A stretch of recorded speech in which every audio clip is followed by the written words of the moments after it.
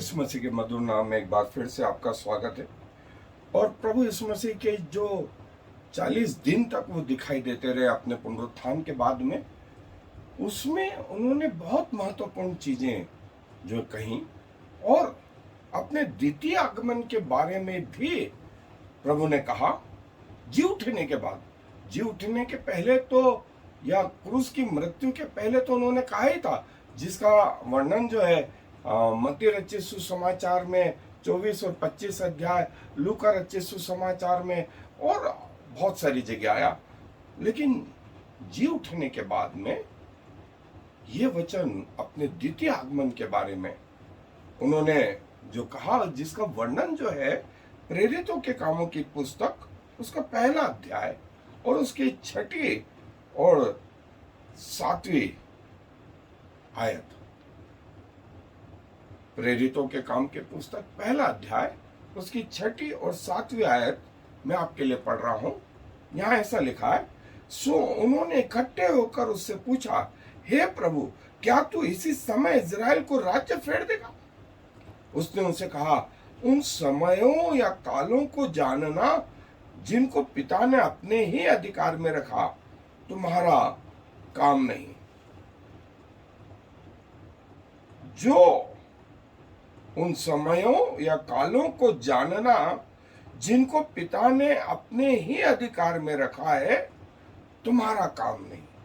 तुम तैयार हो, तुम तैयार हो। वो शायद आज का दिन हो, वो शायद अगले 100 साल भी ना आए, ये पिता जानते हैं। और एक जगह कहा है कि पुत्र भी नहीं जानता कि वो दिन कब होगा, लेकिन ये बात स्पष्ट हो गई कि वो दिन होगा। पृथ्वी का अंत होगा, प्रभु यीशु मसीह का आना होगा, और कैसे अंत होगा ये बात भी होगी। सो प्रभु ने ये बात स्पष्ट करी और तैयार रहने के लिए हम सबको कहा। सो आए, फिर से अपने अध्ययन पे चलो। सो जैसा प्रभु ने अपने द्वितीय आगमन के बारे में अपने जी उठने के बाद जो है, जिसका वर्णन जो हमने देखा प्रेरितों के काम की पुस्तक में आया, और ये बात स्पष्ट हो गई कि प्रभु फिर से आएंगे। कब आएंगे? इसके लिए कलीसिया को कहा गया तैयार रहने। उसका आना चिन्हों के आधारित जो है हम जान सकते हैं। जैसे जब किसी मरीज की मृत्यु हो रही होती है तो उसका सेंस बदल जाता है, उसकी आंखों में जो है रोशनी डालने पर जो है उसकी आंखें जो प्यूपिल हम जिसको बोलते हैं, वो कॉन्स्ट्रिक्ट और डायलेट जो होती है वो नहीं होती है।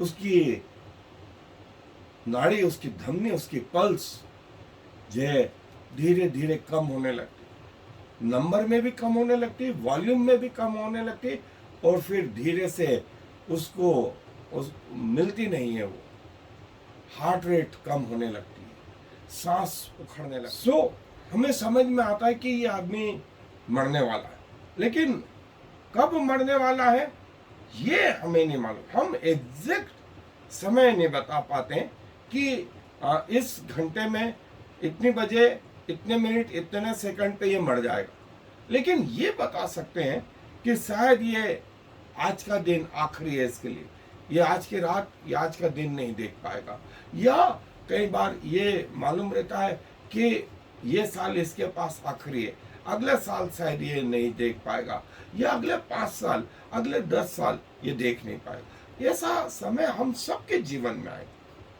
और इन नसों को, इन फेफड़ों के जो है गति को, ब्लड प्रेशर को, यूरिन आउटपुट को, इन सब को देख करके हमें समझ में आने लगता है। इसी रीति से प्रभु ने संसारिक चिन्ह के विषय में कहा कि ये संसार के चिन्ह देख करके तुम जान लेना कि मेरा आना निकट है। और मैं आपको बता दूं कि ऐसा अब एक भी चिन्ह नहीं रहा जो पूरा नहीं हुआ, सारे के सारे पूरे पर। इसीलिए कहा गया कि वो द्वार पर खड़ा हुआ, किस दिन आ जाए हम कह नहीं सकते।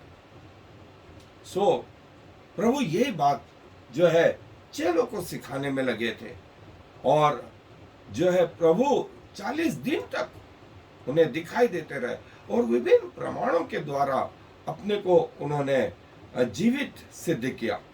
और जो है प्रभु ने अपने राज्य के बारे में चेलों से कई बार बातें करी थी, और उन राज्यों के बारे में जो है प्रभु ने उनको सिखाया। सो इन 3 सालों में जब उन्होंने अपने राज्य के बारे में, आने वाले अंत के समय में, इस विषय को प्रभु ने जितना सिंपल कर सकते थे और मनुष्यों की भाषा में, मनुष्यों के स्तर से समझाया। और जो है प्रभु ने इनसे ये भी कहा, तुम 12 सिंहासनों पर बैठ के 12 गोत्रों का न्याय करो। ये प्रभु का राज्य था, और उस राज्य में चेलों की ये पोजीशन थी। सो जो है चेले इन सत्य बातों को जानते थे, और प्रभु के जो है चेलों के बारे में, प्रभु के लोगों के बारे में जो है प्रकाशित वाक्य 7वां अध्याय और उसकी 9वीं आयत में भी आया कि प्रभु के राज्य में अनगिनत लोग, विभिन्न धर्म, विभिन्न भाषा, विभिन्न क्षेत्र से, विभिन्न समयों से जो आए थे, जिन्होंने प्रभु के ऊपर भरोसा किया था, प्रभु ने उनको मृत्यु के बाद अपने जीवन में, अपने राज्य में लिया। सो जो है प्रभु ये कहते हैं कि वो फिर से इस पृथ्वी पर आएंगे, और अब की बार जब आएंगे तो उद्धार के लिए नहीं, अब की बार जो आएंगे वो न्याय के लिए आएंगे। अब की बार जो आएंगे वो न्याय के लिए आएंगे, और सारा संसार जो है उनके सामने खड़ा होगा, न्याय सिंहासन के सामने खड़ा होगा। सो चेलों ने प्रभु से पूछा कि क्या तू राज्य को, जिस राज्य की तूने हमसे बातें करी थी, वो अभी आ जाए? तब प्रभु ने कहा, नहीं, वो समयों या कालों को जानना तुम्हारा काम नहीं, तुम तैयार हो, तुम तैयार हो। और प्रभु को, चेलों को लगा कि शायद वो समय अभी बहुत जल्दी आ जाएगा, लेकिन प्रभु की ये कही हुई बात को 2000 साल हो गए, 2000 साल हो गए। सो ऐसा कहा जाता है, जब से पृथ्वी का आरंभ हुआ तब से मूसा तक 2000 साल, मूसा से व्यवस्था दिए जाने के समय से लेकर मसीह यीशु तक का 2000 साल, और मसीह यीशु से कलीसिया वर्तमान तक 2000 साल। और जैसा पतरस की पत्री में लिखा है कि प्रभु के यहाँ 1000 दिन, 1000 पृथ्वी के दिन, वहां का एक दिन। सो इस रीति से 6 दिन पूरे हो गए। 6 दिन में प्रभु ने पृथ्वी को और उसमें समस्त प्राणियों को बनाया, और 7वें दिन विश्राम किया था। तो 7वां दिन लगभग द्वार पे खड़ा हुआ, और जो है प्रभु अपनी महिमा में फिर से आएंगे, फिर से आएंगे। और जैसा मैंने कहा कि हम पवित्र आत्मा के बारे में देखेंगे, और उसके बाद हमारा अगला टॉपिक जो है प्रभु यीशु मसीह का द्वितीय आगमन, सेकंड कमिंग ऑफ क्राइस्ट। इस पर हम 3 से 4 महीने तक जो है पूरा अध्ययन करेंगे, पूरा अध्ययन करेंगे। लेकिन यदि इस बीच आप प्रकाशित वाक्य समझना चाहते हैं, सो यूट्यूब पे जाकर के revelation by doctor SG. Benjamin, और आप रिवेलेशन या प्रकाशित वाक्य के बारे में A to Z हमने ओरिजिनल शब्दों से लगा करके जो है इस अध्ययन को जो है आपके लिए मैं चित्रों के, मैं सारी चीजों के जो है डाल के रखा है, आप उसका आत्मिक लाभ ले सकते हैं। सो प्रभु की ये जो बातें हैं जो आने वाले समय में होंगी, प्रभु कैसे न्याय करेंगे और कैसे आएंगे, हम इसको थोड़ा सा और डिटेल में अगले कुछ दिनों में देखेंगे। और प्रभु ने अपने चेलों को इस समय तो यह कहा कि उन समयों को और उन कालों को, उन तारीखों को जानना तुम्हारा काम नहीं, तुम तैयार हो, तुम तैयार हो। और जो है प्रभु जो है ये कहते हैं कि वो आएंगे जरूर, आएंगे जरूर। और ये सब मसीहों के लिए वो अंत का समय, पृथ्वी के अंत का समय जो है कैसा होगा, क्या होगा, प्रभु ने काफी कुछ हमें बताया है और हमने भी कोशिश करी है कि आप तक वो पहुंचाएं। और जैसा मैंने बताया कि इसके बाद हमारा अगला एपिसोड जो है पवित्र आत्मा पर होगा, और पवित्र आत्मा के बाद प्रभु के द्वितीय आगमन पर हम अपने अध्ययन को डिटेल में जो है देखेंगे। और जो है प्रभु कैसे आएंगे, प्रभु कैसे आएंगे बादलों पर। और पहली जो घटना होने वाली है वो चर्च का उठाया जाना है, कलीसिया का उठाया जाना है, जिसका वर्णन पहला थिस्सलुनीके के 4 अध्याय में आया है। सो यदि आप चाहें तो पहला थिस्सलुनीके का 4 अध्याय और पूरे आप आखिरी का जो पैराग्राफ है उसको देख सकते हैं।